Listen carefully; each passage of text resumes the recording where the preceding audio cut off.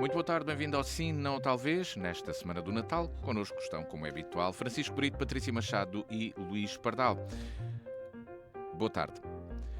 Começamos o programa de hoje a falar de imigração. É um tema pertinente desta semana. O número de estrangeiros em Portugal duplicou em 10 anos. De acordo com os dados mais recentes, 76% dos estrangeiros são originários de países extracomunitários, com uma taxa de desemprego mais do dobro da média nacional, ganhando em 2021 menos 94 euros mensais do que a média nacional.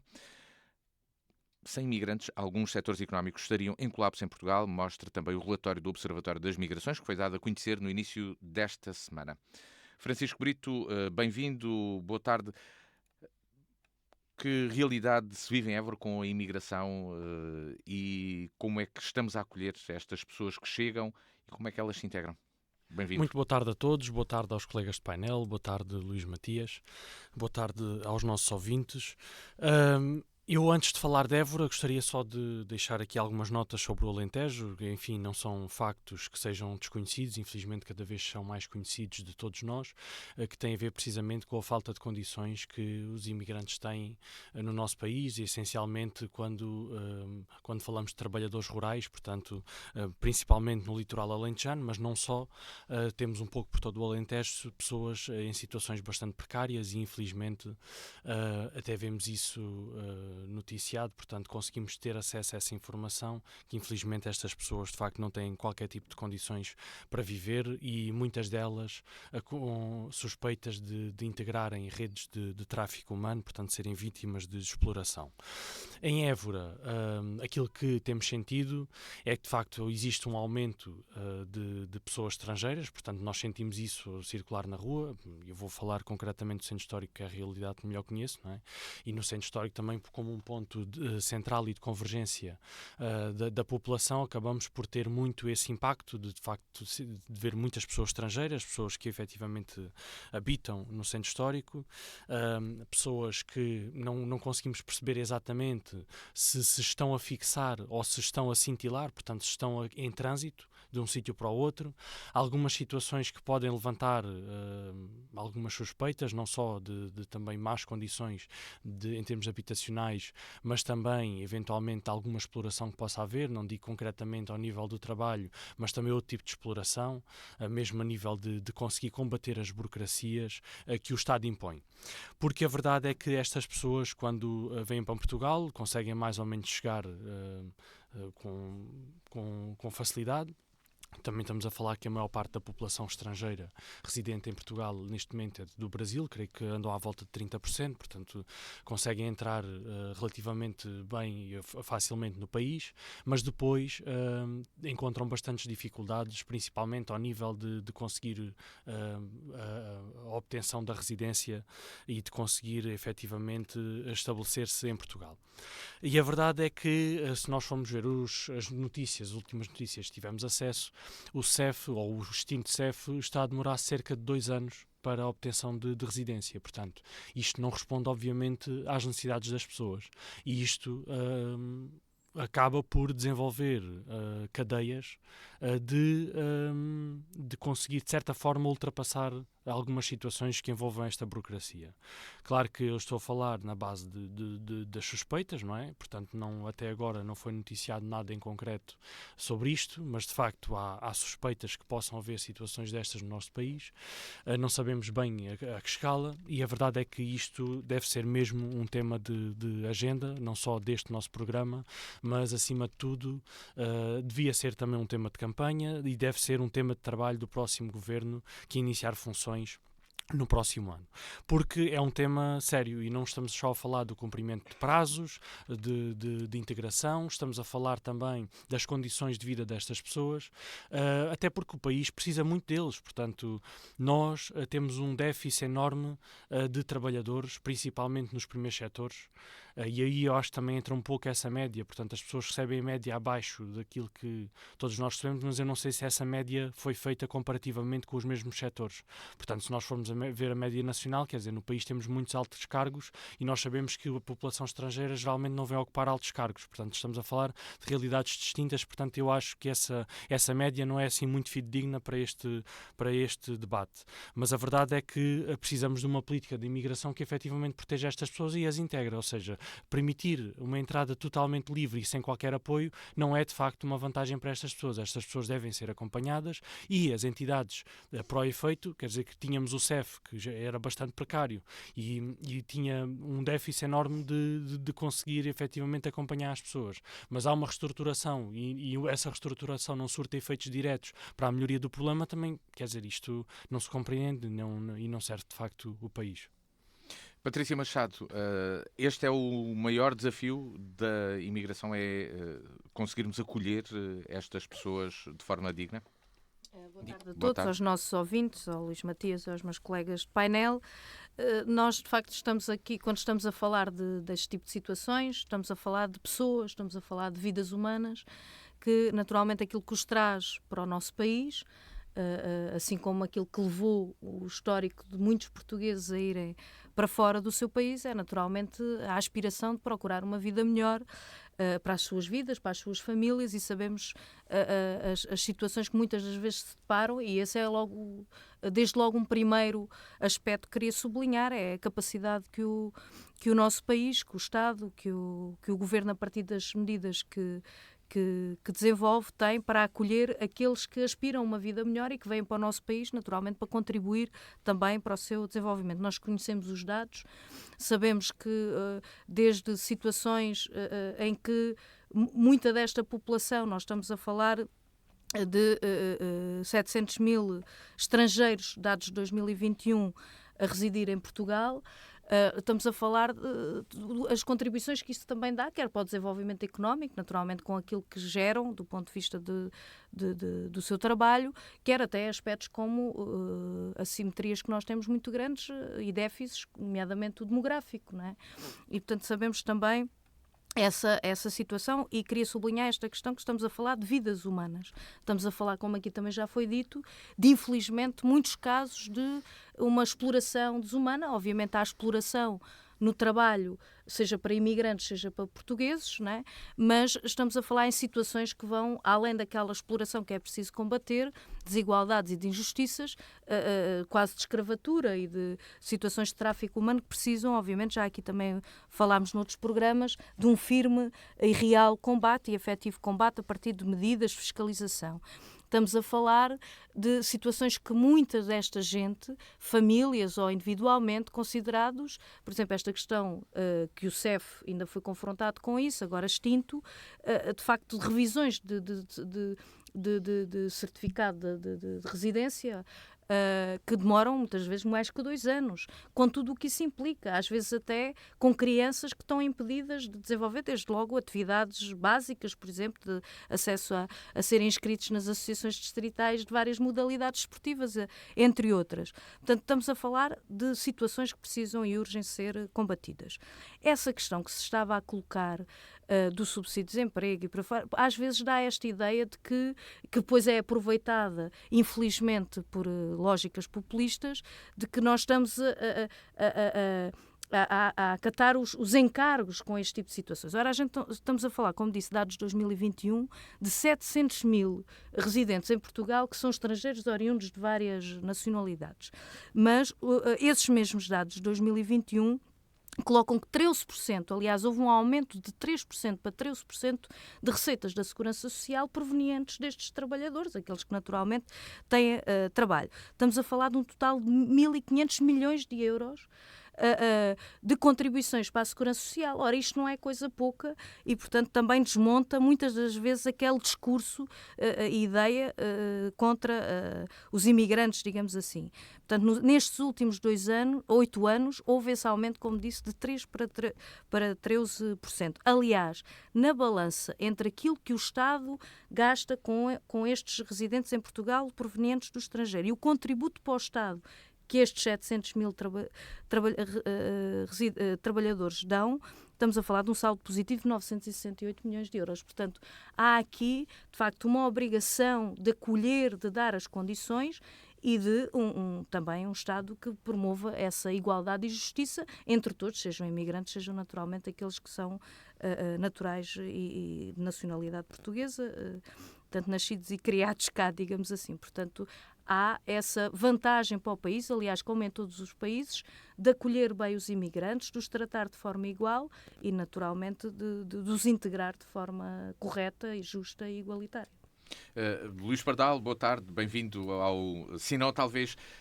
E tu como é que analisas esta nova forma de população, este novo formato de população que vamos construindo com pessoas que vêm de fora? São mais, cada vez notamos mais também.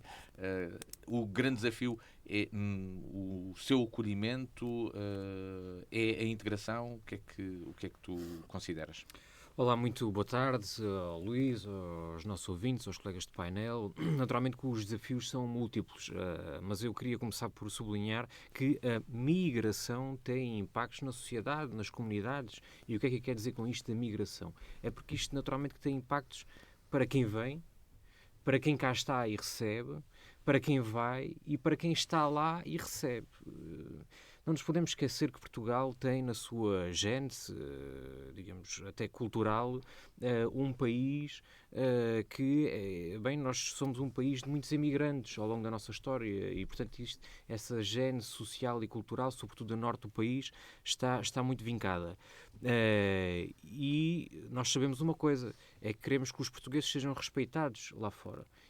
Nas dezenas, ou aliás centenas de países em que os portugueses estão.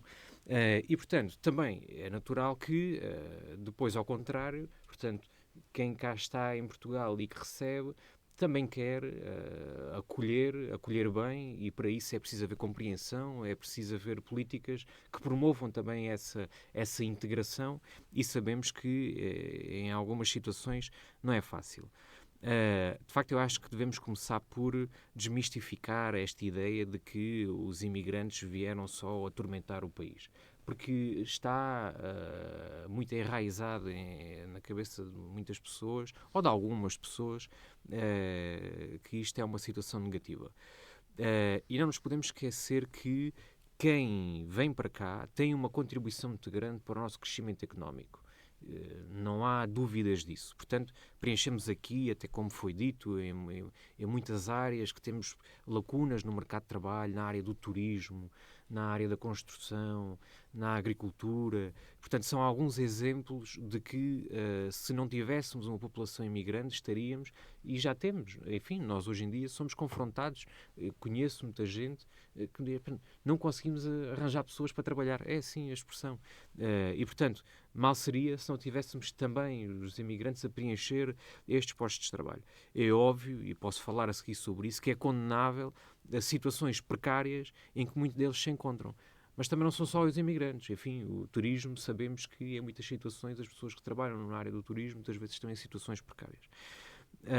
A contribuição para a segurança social, ela em 2022 deu, portanto, o contributo que os imigrantes deram em termos de descontos para a segurança social, deram, digamos, um lucro de 1.600 milhões. Portanto, isto é muito significativo. Eles contribuíram 7 vezes mais para a segurança social do que aquilo que receberam em termos de prestações sociais.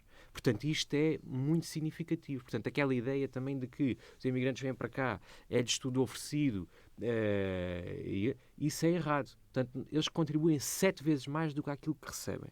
E, portanto, acho que isto é importante. E depois também temos uma outra componente que acho que também é importante, enfim, não é a mais significativa, mas também é interessante nós pensarmos sobre isto, que é o facto de nós também termos uma população imigrante, que vem para Portugal e também vem aqui sediar as suas empresas, também vem aqui estudar, criar inovação, e, portanto, isso também é importante. E, digamos, para fechar, digamos, estas referências àquilo que é o contributo positivo dos imigrantes, é que, de facto, o impacto tem no combate ao envelhecimento da população. Portanto, nós temos, sobretudo no interior do país, zonas, enfim, que nas próximas 3 décadas, 4 décadas, nós vamos ter muitas aldeias, muitas povoações do interior do país, se nada for feito, que vão estar vazias. Nós vamos ter aldeias vazias no Alentejo. E, portanto, nós temos que pensar de uma forma estratégica como é que nós ocupamos estas populações. Ora, a palavra ocupar é por si já impactante. Portanto, isto não se trata de ocupação, trata-se sim de integração. E tem outras situações, estas questões levantam outros problemas que, enfim, que se avolumam e que, se não houver correções, pode levar, naturalmente, a incompreensões, a racismo, a xenofobia. Não sei se ainda tenho tempo para explorar nesta fase, se calhar ainda tenho mais um minuto, mas se calhar para fechar. Mas, por exemplo, as questões da integração social, e aqui são os desafios do ponto de vista mais complicados. A integração social e cultural. Ora, é óbvio, dou-vos um exemplo. Uma criança ou uma família, não é? Uma criança que chega a Portugal que não fala português. Bem, entra na escola. O apoio que os professores têm para lidar com esta criança ou estas crianças, não é? O apoio que a criança recebe, portanto, para, de facto, conseguir recuperar rapidamente. Portanto, é verdade que existem cursos intensivos e que o Estado que disponibiliza, mas, de facto, é um exemplo paradigmático que importa atalhar aqui estas questões. E, se calhar, abordo depois as outras questões das tensões culturais e da gestão da imigração. Essa é uma questão, claro que é importante, porque há comunidades que notam mais do que outras, até pelo número de pessoas que estão presentes, nomeadamente a comunidade brasileira em Portugal é maior de longe agora no país, um número avassalador, muito grande. Isso também acontece aqui em Portugal, aqui na cidade de Évora. Também há a questão do género. Por exemplo, no setor da agricultura, o maior número de trabalhadores são homens, a população masculina também aumenta nesse setor. Évora é uma cidade amiga de quem chega, Francisco. Esta nossa cultura alentejana fechada e desconfiada, como é que pode lidar com quem chega e fazer também com quem chega também se integre e compreenda como é que aqui se vive até à sua chegada? Bem, eu, por via das funções que tenho, vou falando com algumas dessas pessoas e aquilo que as pessoas me transmitem o Centro Histórico tem sido, isto por inerência, não estando aqui com essa função, naturalmente, estás a falar só em nome pessoal, mas dando esse conhecimento, o Centro Histórico tem sido uma zona que tem acolhido, em termos de habitação, várias pessoas de outras nacionalidades. Sim, exatamente, bastante, ou seja, sempre com um crescimento na volta dos 60% ao ano, e a verdade é que estas pessoas não se sentem muito acolhidas, portanto, sentem de facto isto que nós conhecemos tradicionalmente como uma população fechada, sentem efetivamente isto no seu dia-a-dia. Claro que com o tempo as coisas vão mudando, mas são situações culturais complexas e que demoram efetivamente muito tempo a mudar. E a verdade é que também depois formos ver ao nível de políticas, por exemplo, as juntas de freguesia não conseguem efetivamente ter grande resposta, porque quer dizer, nem sequer têm trabalhadores, portanto, para ter respostas é preciso ter trabalhadores, portanto, no nível social praticamente é impossível terem. Agora, veremos o que é que também o município fará com as competências em termos da parte social, se conseguirá ter alguma resposta e alguma forma de acolhimento, ou de pelo menos conseguir acompanhar estas pessoas ou não. Porque, acima de tudo, é preciso compreender, é preciso perceber o que é que está a acontecer, quais são os fluxos, e estes fluxos são complexos. Portanto, há muitas pessoas que, o que eu sinto, em termos pessoais, é que estão muito a circular. Portanto, estão cá há pouco tempo, ou seja, o volume está cada vez a aumentar mais, pessoas que temos em Évora e que temos no centro histórico, mas as pessoas estão muito a movimentar-se. E a ideia que tenho é que, de facto, a população brasileira é a população que mais facilmente se consegue fixar. Acredito que, obviamente, a língua aqui... A língua é uma ajuda, não é? Tem uma grande ajuda e é o principal fator que faz com que esta população se consiga mais facilmente fixar. A verdade é que esta população vive com muitas dificuldades. E ou existem respostas públicas, obviamente, primeiro ao nível do governo, portanto, das políticas nacionais, para acolher, e depois, naturalmente, a capacitação dos municípios para conseguir estar no terreno, ter pessoas para poder acompanhar, para poder conhecer, para perceber as realidades e a partir daí desenvolver políticas, porque, quer dizer, ninguém vai desenvolver políticas sem conhecer efetivamente o problema. E estes dados que nós vamos vendo, quer das fundações, que algumas delas que vão tendo trabalho neste sentido, quer o próprio governo através das suas instituições, são números que muitas vezes já chegam tarde. Portanto, nós hoje, no final de 2023, falamos de dados de 2021, já muito provavelmente estamos a falar de uma realidade completamente distante. Portanto, já não conseguimos ter uma política muito incisiva ou completamente incisiva para responder aos problemas destas pessoas. Eu falei 2022. Não, tu falaste em 22, mas a Patrícia falou em 21. Sim. Mas a verdade é que nós, ao conseguimos ter uma noção, obviamente nunca teremos 100% da noção da realidade que está em direto, por assim dizer, no território, mas conseguimos ter, de facto, valores aproximados se tivermos equipas no terreno. E isso é, de facto, o mais importante para conseguirmos não só pensar em oportunidades de trabalho, até porque uma das questões lançadas pela rádio, e que eu acho que é bastante interessante debater, parte precisamente disso. A função pública consegue absorver estas pessoas? Eu acho que isto basta irmos à BEP, à Bolsa de Emprego Público, e percebemos. Portanto, a obrigatoriedade de nacionalidade portuguesa. Morreu aí o assunto. Portanto, estas pessoas não conseguem integrar no Estado e o Estado precisa delas. As autarquias precisam destas pessoas. Vejamos os concursos, até aqui da autarquia em Évora, que abriu concurso e houve lugares que ficaram vazios para assistentes operacionais e tudo, e muitas destas pessoas que vêm de outros países, precisamente para estes setores, para os primeiros setores, para assistentes operacionais, e que procuram até essa estabilidade. Houve pessoas que já vieram a falar comigo, que precisavam de compreender como é que se respondia aos concursos da Câmara, porque queriam, de facto, integrar. Só que a questão da nacionalidade portuguesa, e eu acho que aqui não estou a deixar uma crítica à Câmara, porque creio, não confirmo, mas creio que é uma imposição legal. Portanto, é preciso ter nacionalidade portuguesa, e eu acho que isto é questionável. Isto hoje em dia é, de facto, questionável. Eu já pensei muito sobre isto e tentei perceber o propósito, não é? Porque é que para pertencer ao Estado é preciso ter nacionalidade portuguesa? Porque é que a pessoa não pode estar em processo, não é? Portanto, uma coisa é, de facto, se a pessoa não quiser ter nacionalidade portuguesa, ou, enfim, mas quer dizer, se a pessoa, nem que a pessoa tenha perspectiva de trabalhar só em Portugal 1 ou 2 anos, porque é que esta ideia é quase dizer que as pessoas só trabalham no Estado se quiserem passar a vida toda a trabalhar no Estado? As coisas não podem ser assim hoje em dia. Isto é uma política de anos 70, não é? Quer dizer, não é uma política de 2023, muito menos de 2024. Patrícia Machado, este é um desafio. Por exemplo, o setor do Estado se pode ou não empregar pessoas que vêm de fora, que ainda não têm nacionalidade. O Francisco já aqui disse que não. É algo que deve ser alterado, deve ser pensado.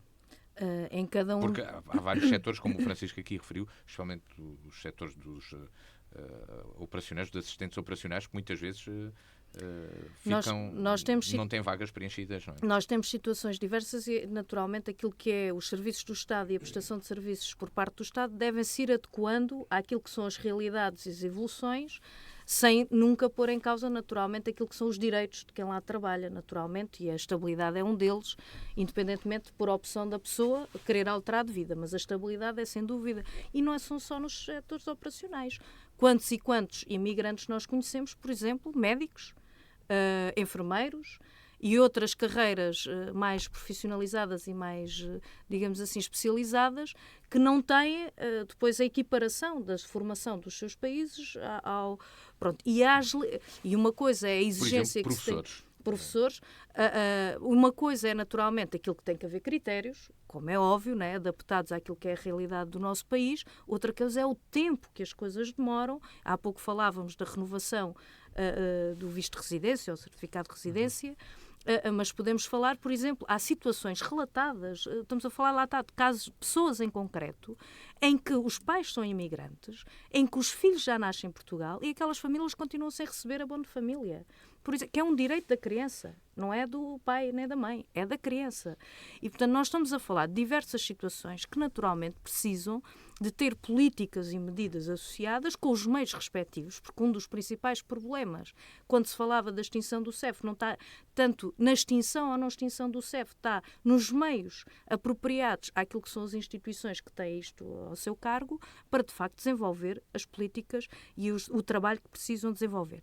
Outra questão que já aqui foi colocada, que é, digamos assim, um relato e uma evidência daquilo que é o caminho que precisa de ser feito. E não precisamos de ir para grandes centros urbanos. Em Évora isto passa-se, por exemplo, na Escola do Rossio, que é o conjunto de línguas, né, diversas nas escolas. Portanto, as diversas nacionalidades. E se uma coisa são os brasileiros, que naturalmente têm essa maior facilidade, embora também se perceba dificuldades do ponto de vista, por exemplo, até na própria disciplina de português, né, porque a gente às vezes, até a partir da questão dos vídeos, né, que os miúdos hoje veem, a maior parte são brasileiros, depois vemos a consequência que isso tem na deformação da linguagem. Neste caso, de quem é português e que precisa de escrever português, mas, ao contrário, também podemos imaginar. Portanto, a adaptação, a formação dos professores, criar meios, desde logo professores de apoio, não é? Portanto, a gente já vê o que há de dificuldades, muitas vezes, para crianças com necessidades educativas especiais e aquilo que é a falta de meios e técnicos nos centros de saúde, nas escolas. Portanto, podemos adaptar isto também à questão da integração destas crianças. Há pouco falava das modalidades esportivas. Isto acontece. Há crianças que não têm acesso a praticar uma modalidade esportiva porque os pais não têm visto de residência renovado. Há até jovens, ou mesmo séniores, digamos assim, que estão, digamos assim, não podem, participam e treinam, mas não podem praticar, portanto, federadamente, portanto, ir aos jogos porque não têm esse visto e trabalham cá. E descontam para a Segurança Social. Portanto, há questões que, de facto, precisam aqui urgem ser resolvidas, porque, como dizia no início, acho que isto também já aqui foi sublinhado, nós precisamos ter esta visão de integração, de igualdade e de acolhimento, porque quer do ponto de vista de déficits demográficos, das questões da produtividade e do emprego, daquilo que é o desenvolvimento do país, nós não temos nada a perder com este acolhimento, assim como nós fomos para outros sítios, a França, a Suíça, tantos outros países que também beneficiaram daquilo que é o trabalho português e tantos outros imigrantes. E, portanto, precisamos de os acolher bem, criar condições de igualdade para todos, para quem cá está e para quem vem para cá, naturalmente com condições de trabalho dignas para todos, o fim da exploração e o combate a questões e redes criminosas que também existem e que precisam de ser firmemente combatidas. Se o Canadá é diferente de Portugal, os Estados Unidos, a Suíça, a Noruega, onde também há portugueses, e muitos outros países onde estão portugueses, Portugal também é diferente dos países de origem destes imigrantes. Luís Pardal, há regras que devem ser dadas a conhecer sobre como se vive em Portugal, como é a nossa forma de viver, para que se possam integrar também mais facilmente, porque são culturas diferentes. Enfim, levanta-me logo aí uma questão que é as regras que têm que ser dadas a conhecer. Bem, existe em primeiro lugar a legislação e a lei. Existe aquilo que é o bom senso e a boa convivência entre as comunidades. Portanto, isso não existe, então há um papel do Estado, do Governo, das autarquias, portanto, que tem que ser feito. É óbvio que os nossos portugueses também, nos países em que estão lá fora, não é? Muitas vezes vivem também em comunidades portuguesas. Também Portugal, sim, tantas cidades. Sim, claro. Por vezes também são ostracizados. Portanto, esta é uma realidade. E, portanto, negar isto é negar aquilo que são as consequências da sociedade, da integração, da convivência. Ora, nós aqui temos esse papel também a fazer e as comunidades, as pessoas que nós recebemos em Portugal, é óbvio que elas devem respeitar a lei. Devem de, enfim, naturalmente integrar-se. Portanto, o esforço deve ser de parte a parte, não é? No fundo, acho que deve ser esse o caminho. Nós temos situações mais complicadas, sobretudo na zona litoral do Alentejo, em que as comunidades de imigrantes já são maiores do que quase que os locais, não é? Portanto, se lhe podemos chamar assim. E isto, também, como sabemos, gera também conflitos. Portanto, mas é nestas situações que o Estado tem um papel fundamental de poder intervir, deve de intervir. Na sua multiplataforma, digamos assim. Agora, é que estes desafios, no fundo, levam, se não há se os processos, por exemplo, dos registros, das legalizações, se as leis, se os processos não são claros, se não são ágeis, se não são também criteriosos, o que depois acontece é aquilo que não queremos, é imigração ilegal, é tráfico humano, Entendes que existe uma percepção de que é mais fácil emigrar para Portugal do que é a realidade em si? Fala-se do Eldorado, mas depois não é. Mas também a nível processual. Portanto, é mais difícil vir para Portugal e ficar em Portugal do que aquilo que é a realidade. Não, é de facto burocrático. Portanto, é um processo burocrático para obter a sua legalização. Não é um processo opaco. Não é um processo como em França, como em Itália. Portanto, são situações completamente diferentes e Portugal é um país que acolhe. Agora, nós também não podemos negar que nos últimos anos, e se calhar já lá vão anos, por aí 2 anos, o CEF passou por uma situação complicada e isto teve impacto também naquilo que é nos processos, não é? Nós ainda estamos muito com o CEF na cabeça, bem, mas existe a AIMA, não é? Portanto, é a Agência para a Integração, Migração e Asilo. Portanto, que está, digamos, comprometida em 2024 a acelerar e recuperar o tempo perdido em inúmeros processos. Portanto, isto é fundamental. Agora, eu não podia deixar aqui de referir também o papel que as câmaras municipais, e neste caso, que a Câmara Municipal de Évora, tem de ter neste processo de integração. As câmaras municipais, portanto, as juntas de freguesia, têm muita dificuldade, até porque não têm quadros técnicos qualificados para dar estas respostas, mas as câmaras municipais, e nós já temos várias câmaras pelo país, que desenvolveram planos municipais para a integração de migrantes. Portanto, está no tempo da Câmara Municipal de Évora, e já o devia ter começado, portanto já se devia ter antecipado aqui há algum tempo, trabalhar sobre esta questão, olhar para a nossa comunidade que existe aqui em Évora, seja aqui, digamos, em 2 níveis, seja aquela comunidade que, em princípio, pelas suas características, estará já sediada no Conselho, por um lado, e por outro lado olhar para aqueles que são voláteis, como o Francisco há pouco dizia, há uma grande população volátil. Ainda esta semana tive com um rapaz brasileiro que vinha de outra cidade, vinha, salvo erro, de Esposende, e ele partilhava comigo que para obter, portanto, no processo das finanças, não é? Que precisa de ter um cidadão ou 2 cidadãos, já não recordo muito bem, é um processo distinto das juntas de freguesia, mas para ter um número de contribuinte, pagou 450 euros. Não é? Pagou 450 euros aquelas 2 pessoinhas, desculpem lá. Quer dizer, isto é ilegal. Eu disse, isso é ilegal. Pois, mas como é que eu podia fazer? E não sei o quê. Quer dizer, isto é o Estado, digamos, até a falhar, é preciso reconhecer isto, e são estas lacunas, é como testemunhas para as juntas de freguesia, claro. Dos facilitadores, pronto, digamos assim. E é por isso que importa desenvolver estas questões ao nível da desburocratização também destes processos, não de um alívio desmedido, enfim, só mesmo para terminar, quando a visita do Papa... Já que falas desse exemplo, isso é... Há muitos vídeos na internet, precisamente, de como vir para Portugal, etc, etc, etc.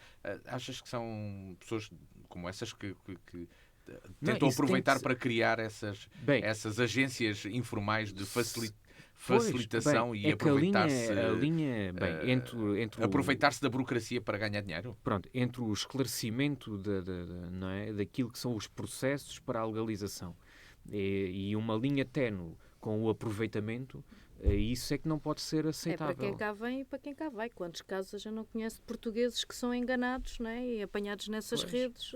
Sem dúvida. Que têm que ser combatidos. Portanto, este é um combate fundamental a fazer, porque há muita gente a aproveitar-se com isto. Da imigração passamos para o tema que nos traz o Francisco Brito. Semana passada falámos do orçamento da Câmara de Évora, que subiu para 103 milhões de euros. Será que a autarquia já está a contar com o pagamento de IMI no Centro Histórico em 2024? O que podem esperar os proprietários de casas no Centro Histórico? Vão voltar a pagar IMI ou não? Francisco, parece que sim, não é? Ora, então nós temos a sorte de ter um centro histórico classificado como Património da Humanidade, por consequência, em termos nacionais, tem que ser classificado como Monumento Nacional. Portanto, é um conjunto classificado a classificação formalmente é como monumento nacional. E desde 1931 que os monumentos nacionais estão isentos de IMI. Houve, de facto, bastantes problemas ao longo de muitas décadas e em 2001 a lei incluiu inequivocamente os centros históricos nessa lei de isenção do IMI, portanto ficou clarificado que os centros históricos estavam isentos. Em Évora até 2009, porque em 2009 já levávamos uns anos de gestão socialista com alguns problemas nas contas e de facto era preciso acabar com essa isenção, e então o presidente socialista à altura tentou arranjar forma junto das finanças para ver se a coisa terminava. E desde então muitos, sim, depois alastrou-se em 2013. Mas a verdade é que desde 2009, que tem havido muitos problemas para a isenção de IMI, mas ela aconteceu, portanto, nos últimos anos ela tem acontecido, as pessoas que têm feito os requerimentos têm conseguido essa isenção. Depois há o outro lado em que o município de Évora nunca foi compensado, portanto, a classificação como conjunto classificado de monumento nacional é uma classificação nacional decidida pelo Estado e, naturalmente, que a isenção também deveria ser compensada pelo Estado. Houve sempre muito debate em redor disto, isto só para que as pessoas entendam o que é que está a passar. E, de facto, em novembro de 2022, o governo do Partido Socialista, para ver se acaba de uma vez por todas com estas questões, faz uma alteração à lei e diz que, de facto, passam a ser os municípios a decidir quem é que tem ou não isenção. Portanto, se decidirem isentar, não recebem o dinheiro, é problema deles e resolve-se o governo, e o PS limpa daí as mãos, à semelhança daquilo que também tem feito com muitos assuntos, e fica o assunto resolvido da parte deles. Desde então não houve uma alteração de postura e de posição do Partido Socialista, e aquilo que se perfila é que, de facto, a decisão está no município. Portanto, este ano tivemos a reflexão ainda do que era o passado, portanto manteve-se a isenção, e agora, para 2024, aquilo que estamos a ver e aquilo que o Sr. Presidente da Câmara deixou manifesto na última reunião da Assembleia Municipal, na passada sexta-feira, é que, de facto, acaba-se a isenção e vai haver cobrança de IMI. Portanto, para que as pessoas compreendam, havia isenção de IMI, a Câmara não era compensada. Efetivamente, o Estado empurrou isto para os municípios, erradamente, é um facto, é um assunto. Mas depois há outro assunto, é que agora a Câmara pode decidir. Portanto, a Câmara pode decidir continuar a não ser compensada e as pessoas terem isenção de IMI. Ou, de facto, ir buscar esse IMI às pessoas. E aquilo que esta Câmara e a gestão CDU está a perfilar para fazer é dar um pouco o dito por não dito. Portanto, durante muitos anos defenderam a isenção de IMI no centro histórico, e agora que têm a isenção nas mãos, apesar de se manter a falta de compensação, mas estão-se a preparar para acabar com ela e ir buscar exatamente esse dinheiro ao bolso das pessoas. Portanto, durante o tempo em que a situação era efetivamente só com o governo e dava jeito, defendiam a isenção, e agora efetivamente parece que essa defesa terminou. Portanto, quando está nas mãos deles, efetivamente não há isenção nenhuma. Patrícia, para um ano haverá então cobrança de IMI no centro histórico. É uma decisão que está nas mãos da autarquia, pelo aquilo que diz aqui o Francisco Brito. O que é que prós e contras de uma decisão dessas? Eu acho que é preciso mesmo rever a história e colocar as responsabilidades no sítio certo. Portanto, o Francisco procurou e fez aqui até certo ponto, de facto, um revisitar da história, mas depois continua a faltar, de facto, um acentuar aqui nos aspectos centrais.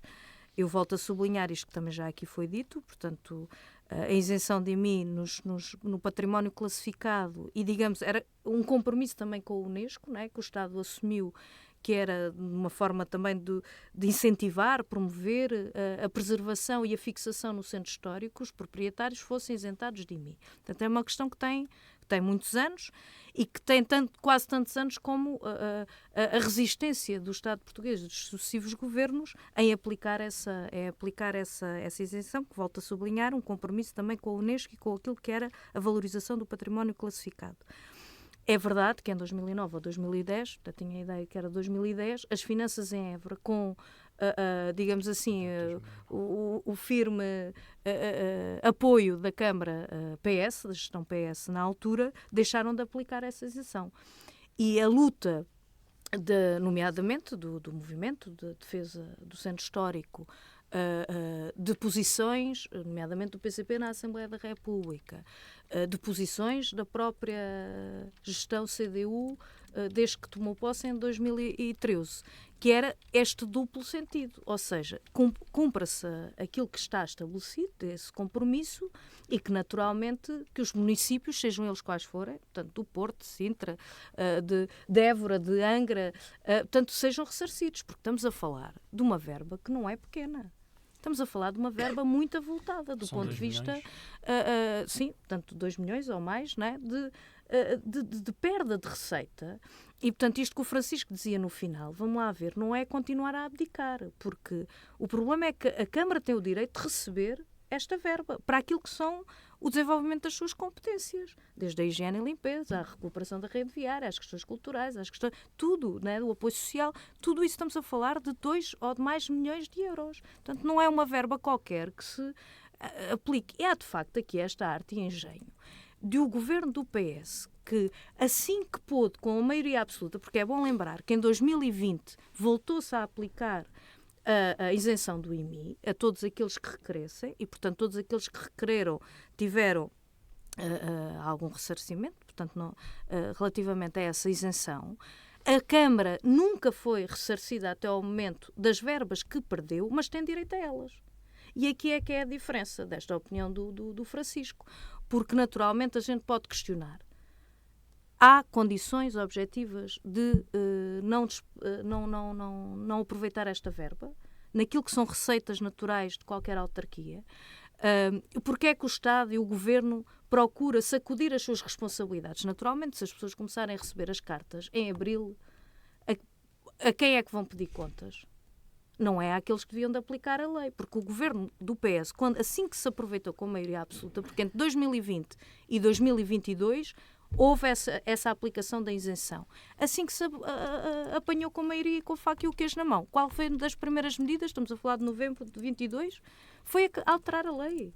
E, portanto, sacudir responsabilidades e pôr nas mãos da Câmara uma decisão que, naturalmente, a gente já discutiu aqui logo na altura no programa, uma coisa que não é fácil de decidir, não é? Que é abdicar de uma verba que não a tinha, mas tem direito a ter e tem que continuar a exigir que ela seja ressarcida, ou, por opção própria, deixar de ter uma verba que naturalmente depois faz falta àquilo que... Portanto, a luta que se tem que continuar a travar, acho que não é aplique-se ou não se aplique. É exigir que o Governo cumpra a Constituição, aquilo que era um compromisso com a Unesco e um direito, naturalmente, de salvaguarda dos patrimónios classificados. Luís Pardal, esta decisão de cobrança de IMI devia ser tomada e mantida na esfera do Estado Central, como aqui defende a Patrícia?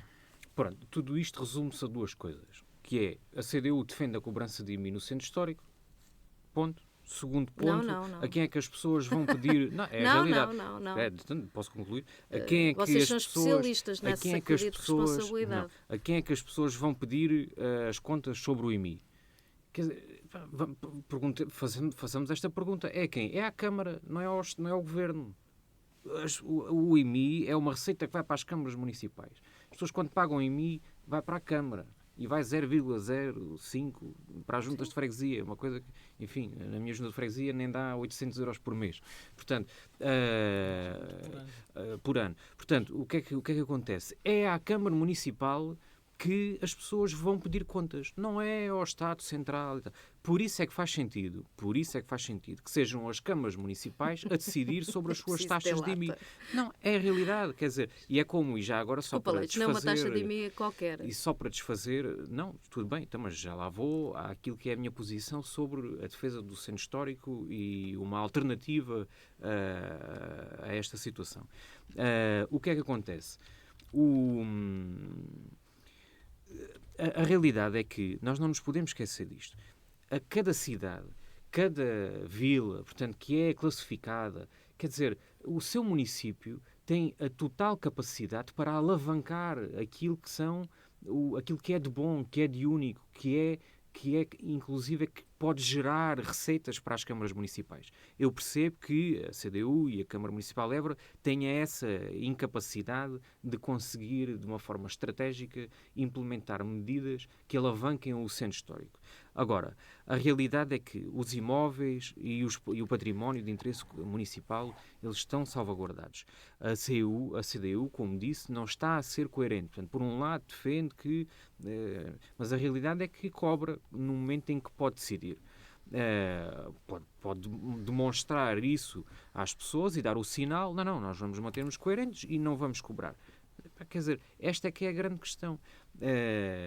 Agora, se eu concordo, aliás, qual é que é a minha posição, e eu também reconheço as dificuldades que a Câmara Municipal de Évora tem, que a própria cidade tem.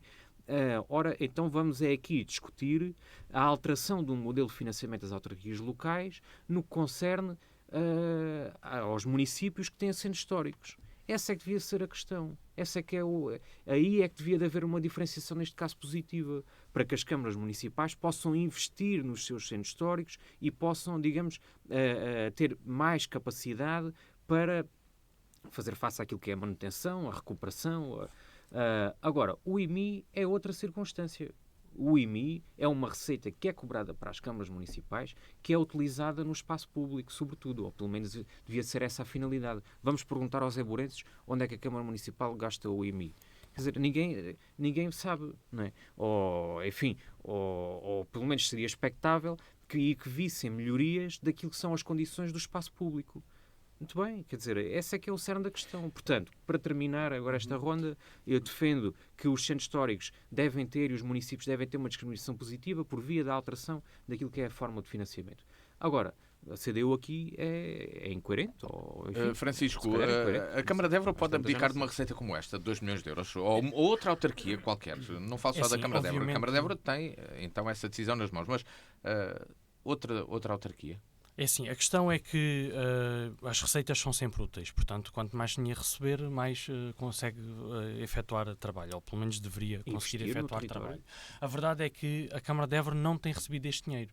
E a Patrícia aqui o disse, efetivamente não tem havido a compensação, portanto confirmou aquilo que eu estava a dizer. A minha questão é, a Câmara de Évora impôs alguma ação contra o Estado português para reverter isto e para receber esse dinheiro? Isso está em andamento? Não tenho conhecimento que a Câmara de Évora tenha colocado alguma ação contra o Estado por causa disto. Portanto, isto não basta ir para uma outra entrevista a falar da questão. É preciso efetivamente fazer as coisas que estão ao dispor dos municípios para que se consiga fazer. Portanto, esse é um ponto. Depois, outro ponto é que, efetivamente, a Câmara de Évora já não é compensada. E a Câmara de Évora não é compensada e conseguiu sair do PAEL e conseguiu ter o maior desenvolvimento sempre para o Concelho de Évora, sem esta receita. Obviamente estou a ser irónico, portanto percebam a minha ironia. Mas também dizem que reabilitar o centro histórico, essa coisa toda. Portanto, na realidade, para serem coerentes, não precisariam desta receita, porque já não a tinham.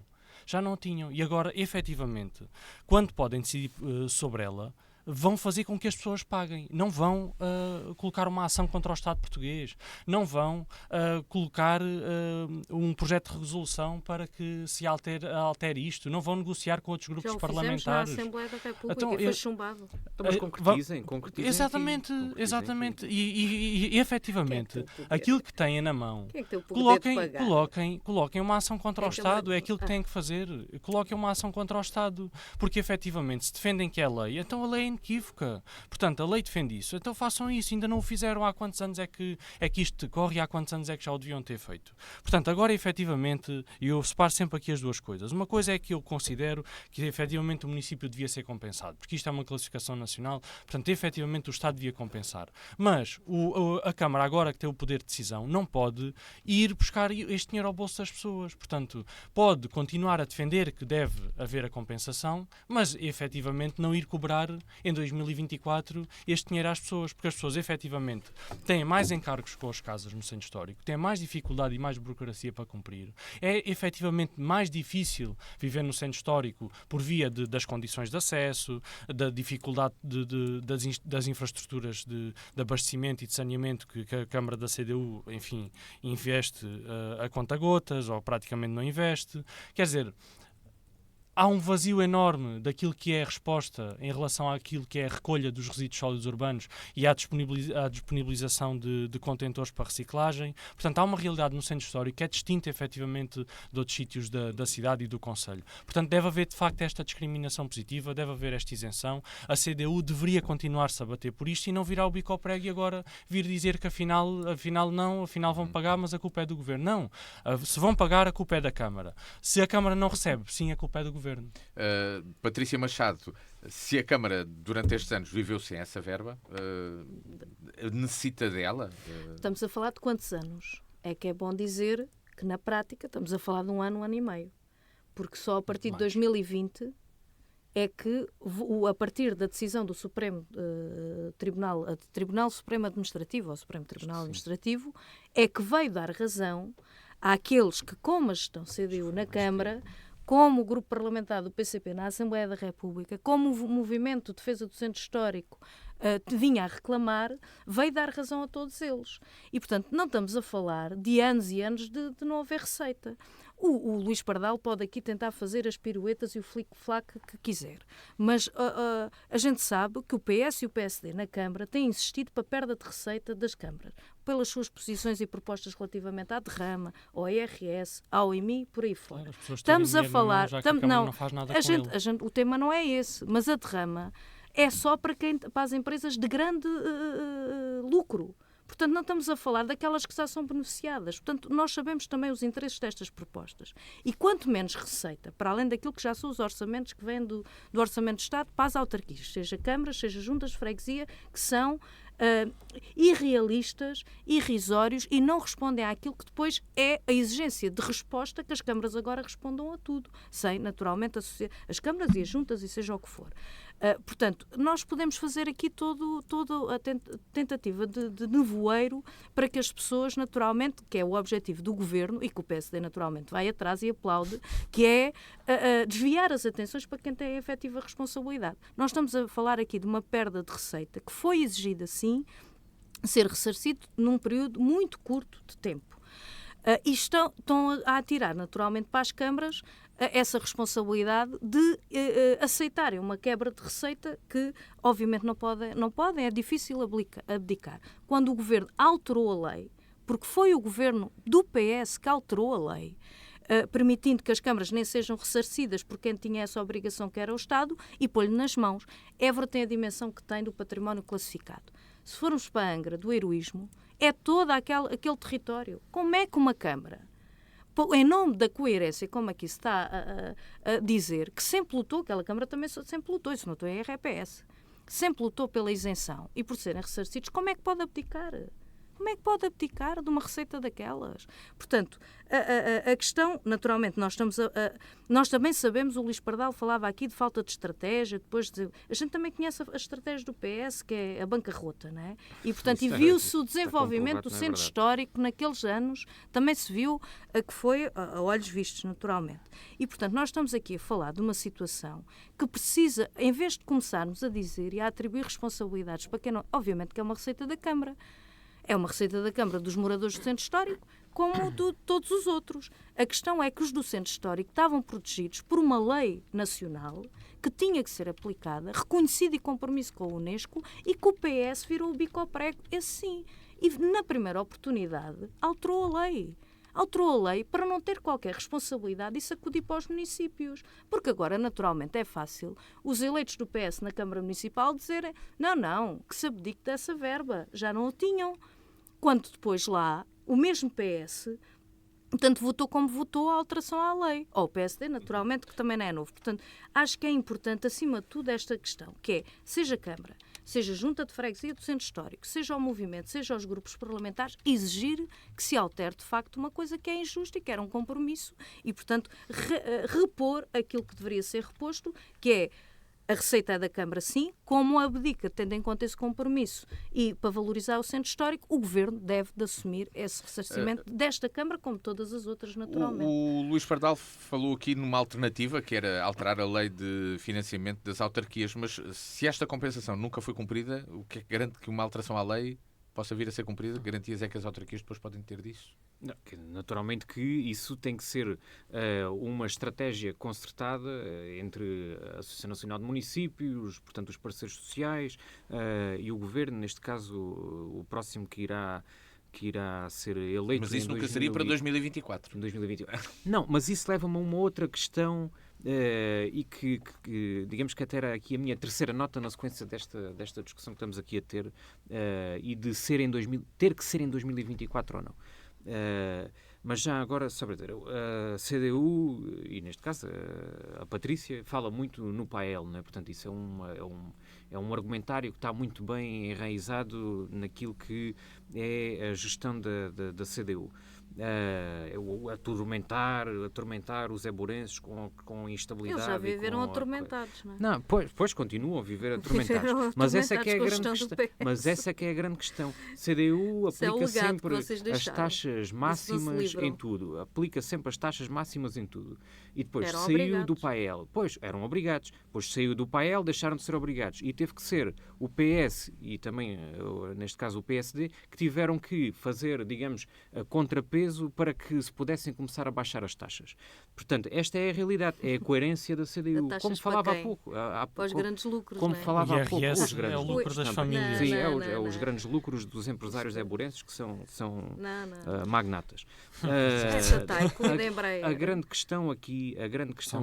Mas também falamos do IMI, mas também falamos do IMI. Neste caso, fora do centro histórico. E, portanto, essa era aqui a grande questão, portanto, essa incoerência da aplicação da taxa máxima e depois teve que ser empurrado para poder aliviar o bolso dos eburenses. Depois,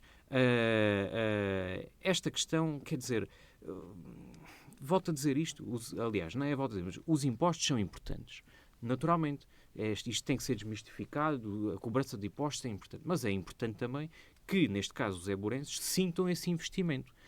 Deviam sentir esse investimento. A realidade é que, de uma forma generalizada, não sentem. E, portanto, eu compreendo que a CDU tenha aqui muita dificuldade, tem que admitir, bem, vamos ter que cobrar o IMI, porque, enfim, se calhar precisamos aqui de mais uns milhares de euros para continuar a não investir nos eburenses. A realidade é esta, e a gerir a máquina diária da Câmara. E, portanto, concluindo, a grande questão é esta. A CDU tem nas suas mãos, para o próximo ano, pelo menos, adiar a decisão. O que é que eu quero dizer com isto? É que eu acho que isto é um tema suficientemente importante e que devia merecer uma análise profunda, em termos técnicos, em termos políticos, uma análise de facto profunda.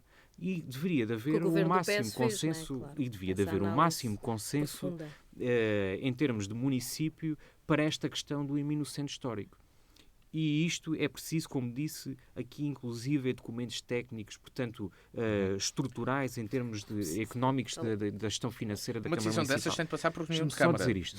Sim, eu sei. Então, mas por isso é que eu estou a dizer, a CDU tem a oportunidade de não cobrar... aqui também é verdade. Sim, mas é a CDU que está a governar e que tem essa capacidade de apresentar a proposta. Os outros juntarem todos, eu percebo que a Patrícia não quer ouvir isto porque não convém. Agora, a grande questão é esta. Para terminar, era importante haver uma discussão alargada sobre este assunto. E acho que a Câmara não devia de ir a correr cobrar aos eburenses, neste caso o Centro Histórico, para 2024, este IMI. Precisamos discutir isto. Mas vamos lá ver. A Câmara, tantas vezes aqui é dito, são 2 da CDU com outros 5. Portanto, isto vai à reunião de Câmara. Portanto, vamos ver as posições. É a política deles, eles fazem... Não. Querem cobrar. Vocês vejam lá, vocês defendem os eburenses porque nós estamos fora desse jogo. Não, é preciso ter o que a Patrícia está a dizer aqui. É preciso ter muita lata. Luís, ver aqui, depois de sacudir isto para as câmaras, agora colocar que não te preocupes que o PSD vai defender os eburenses. Eu estou a apelar a uma razoabilidade. Estou a apelar a uma razoabilidade. Então, mas por isso é que eu disse, isto implica uma discussão técnica e política alargada. E acho que não está fechada. Acho que devia de haver razoabilidade por parte da CDU. Mas tem de desbloquear primeiro. Está a ver? Vamos, Já é o grande capital já da internet a interferir aqui na discussão. Vamos ao sim ou talvez. Francisco Brito, um sim ou não talvez Ora, para concluirmos. eu hoje trago do um Natal. não, eu hoje trago um não. E no último programa do ano. Exatamente. Trago um não. Na passada sexta-feira tivemos reunião da Assembleia Municipal, portanto tivemos desde as 9 da noite até às 2h30 da manhã, constantemente a ouvir faltas de resposta. Tudo o que é colocado ao Sr. Presidente da Câmara ou não dá resposta, ou não sabe, ou vai ter que ser estudado, e enfim, são horas e horas e horas a fio a tentar defender o Zé Bourense e a ter respostas para o Conselho, e infelizmente é esta a postura da Câmara Municipal, e chega a ser indescritível como é que realmente não se sabe qual é que é o decreto de criação, não se conhece o teor do decreto de criação da associação que vai gerir a Capital Europeia da Cultura, não se conhece a proposta do Orçamento de Estado que isenta ou não isenta o IMI para o Centro Histórico, portanto não se conhece nada, parece que só falta o Sr. Presidente da Câmara chegar à reunião e dizer só sei que nada sei, portanto o meu não hoje é precisamente para esta situação. Patrícia Machado, no sim, não talvez. É um sim à iniciativa do PCP que hoje leva à Assembleia da República, a partir de um agendamento protestativo, 4 projetos de lei que defendem os trabalhadores, portanto, no plano do reforço dos direitos no regime de trabalho noturno e por turnos, outro para repor o valor de pagamento do trabalho suplementar, outro que revoga o regime de caducidade da contratação coletiva e um outro sobre a reposição do princípio do tratamento mais favorável para o trabalhador. Portanto, é um sim a esta iniciativa, que naturalmente neste final de ano traria muito melhores condições juntamente com aumentos de salários, e vamos ver como é que serão as posições dos outros que tanto falam, e agora parece que esqueceram o que aprovaram há umas semanas atrás, que agora já não vale, mas, portanto, é um sim a esta iniciativa e na esperança de uma vida melhor para quem trabalha para também 2024. Francisco, Luís Pardal, perdão.